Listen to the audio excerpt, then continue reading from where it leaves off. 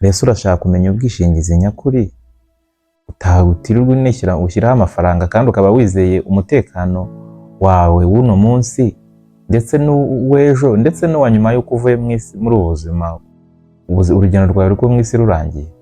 Zaburi ya 16 n'umurongo wa 8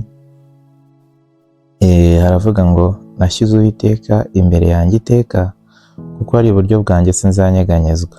Mbese mu buzima bwanjye nicaye nkitekerezaho icyo nashyize imbere ni iki? Ni amafaranga, ni umuryango, ni abakomeye, ni iki nashyize imbere? Ariko ijambo ry'Imana ritugiriye inama, kuko niwo mujyanama wacu, Mwuka Wera niwo mujyanama wacu. Tugomba gushyira Uwiteka imbere mu bibazo byacu, mu maganya yacu, byose nyine tugomba gushyira Uwiteka imbere, kuko ari iburyo bwacu, ntabwo tuzanyeganyezwa na buri kintu cyose kizaza. Mbere na mbere Imana. Haleluya, haleluya nshuti zacu. Amen. Turashimira Imana yuko ari Imana ibana natwe, ari Imana ishobora byose, kandi turashimira Imana ko itwemereye kongera kugaruka imbere yanyu kugira ngo tubabwire, tubasangije ijambo ry'Imana riba riri kudufasha. Imana yo mu ijuru iduhana umugisha. Rero twatangira amateraniro yacu dusenga Imana kugira ngo izibane natwe, ntaba ari twebwe izina ry'Imana rihabwe icyubahiro. Sheri, wadufasha tugatangira amateraniro yacu dusenga Imana. Turagushimiye Imana, turaguhimbaje, dushimiye kuri Imana ishobora byose, abanye natwe ndetse n'iminsi itambutse waraturinze, turagushimiye. Tugeze muri ka kanya rero Umwami Imana yacu tuvuga ijambo ryawe bariri ku mitima yacu, washyize ku mitima yacu, kutwereze kurivuga, kandi Imana ari twebwe nabo tugiye gusangira, twese duhazwa naryo, kandi imitima yacu n'ubutaka bwiza bwira imbuto nyinshi, giye kunyura mu gutwi ngo ritungukire mu kundi, ahubwo bari kuri icyo ritumye, mu izina rya Yesu Kristo Umwami wacu. Amen. Haleluya. Amen. Nk'uko musanzwe mubizi, tubagezaho ijambo ry'Imana riba riri kudufasha nka famiye yacu. Karibu Sheri akatubwira ijambo ry'Imana riri kudufasha nka famiye yacu, kandi namwe mbifurije gufashwa mu izina rya Yesu. Amen. Amen. Amen. Dushima Imana ko twongeye kubona kano kanya ko gusangira namwe ijambo ryayo. Amen. Mu by'ukuri ni ubuntu Imana yatugiriye. Buriya niyo perezida atumye umuntu ngo agende mu mwanya we ahantu mu nama runaka, wa muntu ugiye kuvugira perezida aba ari umuntu ukomeye, kuko aba yagiye nyine mu mwanya wa perezida, bamwakira nk'uko bari kwakira perezida. Natwe rero turi kuvugira Imana, mu by'ukuri ntabwo ari twebwe ubwacu tuba tuvuga ibintu byacu. Niyo mpamvu twebwe tuba dukora icyo Imana idusaba gukora, nayo ibindi igakora ibyo ishaka gukoresha ijambo ryayo.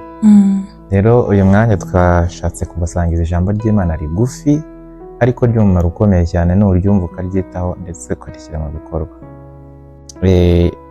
Turasoma muri Zaburi ya 16 n'umurongo wa 8. Haravuga ngo nashyize Uwiteka imbere yanjye iteka, kuko ari iburyo bwanjye sinzanyeganyezwa. Amen. Reka dusome n'ahandi hantu hamwe hagufi cyane mu Itangiriro mu gice cya mbere, umurongo wa 1 turasoma amagambo 4 ahari abanza. Haravuga ngo mbere na mbere Imana. Reka turekere aho ngaho no ku murongo wose tusoza.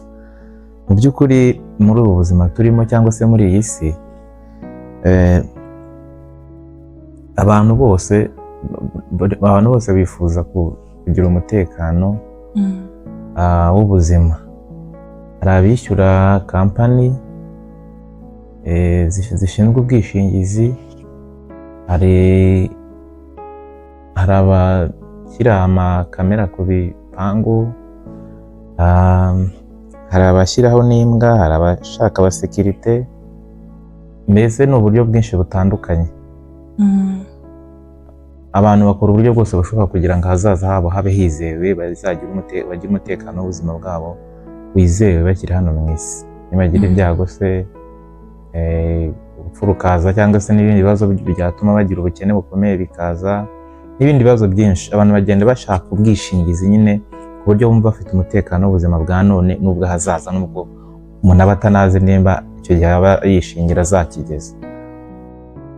Twashatse rero ijambo ry'Imana ugasangiza iri jambo ry'Imana, umwuka w'Imana navuga ko yaduhishuriye ubwishingizi nyabwo. Mbese urashaka kumenya ubwishingizi nyakuri, utawutirirwa uneshyira ushyiraho amafaranga kandi ukaba wizeye umutekano wawe w'uno munsi ndetse n'uw'ejo ndetse n'uwa nyuma y'uko uvuye muri ubu buzima, urugendo rwawe rwo mu isi rurangiye, kandi bikaba ari assurance utazishyura, ikaba ari assurance ibonekera ubuntu, kandi assurance ya original kurenza izindi zose. Mbese ukeneye kumenya iyo assurance iyo ariyo, niyo dushaka kukubwira. Ni assurance ivuga ngo wowe iyo usabwa gukora n'ikintu kimwe gusa, mbere na mbere banza ushyire Imana imbere. Imana ibanza imbere muri byose. Nubyuka mu gitondo ubanze uragize Imana umunsi, icyo ugiye gukora cyose ubanze ukereka Imana. Niba utarakira Yesu Kristo umwami n'umukiza, ni byiza kubanza kumwakira, kuko ibyo wakora byose utaramwakira mu buzima bwawe ntacyo byaba bimaze. Iri jambo twasomye ritangira Bibiliya ryavuze ngo mbere na mbere Imana. Hari impamvu Bibiliya itangira kwandikwa yanditswe n'abantu ariko bashorewe n'umwuka w'Imana. Hari impamvu bahereye kuri jambo ngo mbere na mbere Imana. Nabo nyurumva ko bajya kwandika n'iki gitabo kirimo ijambo ry'Imana tugenderaho abantu twese mu isi, barabanje ngo mbere na mbere Imana. Nabo babanje Imana bagiye kwandika ijambo ry'Imana. Dawidi ni umuntu wakomeye cyane mu isi, turamuzi twese. Yaravuze ngo nashyize Uwiteka imbere yanjye iteka, kuko hari uburyo bwanjye sinzanyeganyezwa. Nawe niba udashaka kunyeganyezwa n'ibibazo n'imiraba n'iki byose, ubukene, indwara n'ibindi byinshi bitandukanye, shyira Uwiteka imbere yawe, kandi iteka. Ntibibe kumushyira imbere yawe uyu munsi gusa ngo ejo uhabanze ibindi. Hari igihe uhura n'ibibazo bitandukanye ukaba wavuga ati reka nirwanirire, ujye mu bapfumu se, utanga amafaranga uko utanga ruswa kugira ngo ibyo ushaka bigerweho. Aho icyo gihe ntabwo uba ushyize Uwiteka imbere. Shyira Uwiteka imbere yawe iteka, nubwo hari ibyo ushobora kubona ko uhombye mu by'ukuri. Pawulo yavuze ngo ibyari indonke yanjye cyangwa se ibyari indamu yanjye ngo nabibonye nk'igihombo cyangwa nabifashe nk'amase bwo kuronka Kristo. Rero ntabwo nshaka kuvuga ibintu byinshi, ariko navuga ngo niba ushaka assurance, niba ushaka ubwishingizi, niba ushaka umutekano w'ubuzima bwawe wizewe kuva none kugira iteka ryose, none uyu munsi, ejo hazaza handi, ndetse unamaze no gupfa uvuye muri ubu buzima, shyira Uwiteka imbere iteka. Amen. Uharanire gukora ibyo gukiranuka, ubuzima bwawe bwose ubanze Imana imbere, mu rugo rwawe ubanze Imana imbere, mu kazi kawe ubanze Imana imbere, mu nzira ugenda ubanze Imana imbere, ikintu cyose, buri kintu cyose ubanze Imana imbere.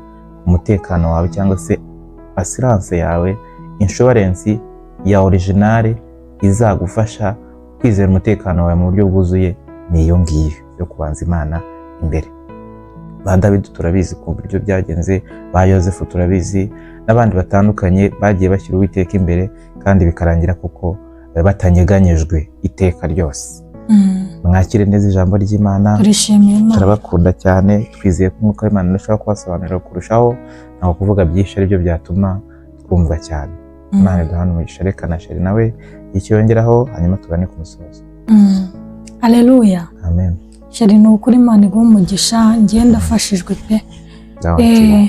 Gushyira Imana imbere ni byiza cyane, kuko iyo ushyize Imana imbere ntabwo utinya ibiri imbere, kuko Uwiteka ari imbere, arabibona, arakurwanirira. Iyo haje intambara arazikurwanira, iyo haje ibibazo arabikemura, kuko washyize Uwiteka imbere. Mbese mu buzima bwanjye nicaye nkitekerezaho, icyo nashyize imbere ni iki? Ni amafaranga? Ni umuryango? Ni abakomeye? Ni iki nashyize imbere? Ariko ijambo ry'Imana ritugiriye inama, kuko niwo mujyanama wacu, Mwuka Wera niwo mujyanama wacu. Tugomba gushyira Uwiteka imbere mu bibazo byacu, mu maganya yacu, byose nyine tugomba gushyira Uwiteka imbere, kuko ari uburyo bwacu, ntabwo tuzanyeganyezwa na buri kintu cyose kizaza.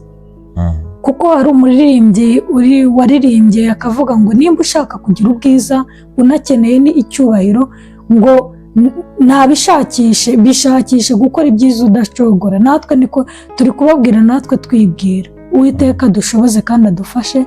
Ni byinshi twavuga kuri iri jambo, ariko kugira ngo tudatwara umwanya munini, Uwiteka Imana akomeze abasobanurire mu izina rya Yesu, amen. Twasoza rero dusenga Imana kugira ngo Mwuka Wera agenderere buri muntu wese icyo yagambiriye kuri iri jambo kiba ari cyo gikorwa muri twese mu izina rya Yesu, amen. Amen. Turagushimiye Mana yacu, turaguhimbaje. Reka ijambo ryawe rikore umurimo wawe muri twebwe ndetse n'abadukurikiye. Bifuza gushyira imbere iteka. Pawulo yaravuze ngo nshobozwa byose na Kristo imbaraga. Gushyira imbere iteka turi muri iyi si idusaba gushyira ibindi imbere bitewe n'ubuzima tubamo bwa buri munsi. Ntabwo ari ibintu bitworoheye nk'abantu, ariko kandi turi kumwe nawe uradushoboza nk'uko Pawulo yabivuze. Rero bana natwe, bana n'udukurikiye, tukubanze imbere iteka muri byose. Turashaka gusa nawe nka wa muririmbyi wabiririmbye 188. Mana yacu dushoboze. Dushimiye ko dushoboje kandi kuko zirenze twe dusabye mu izina rya Yesu Kristo umwami wacu. Amen.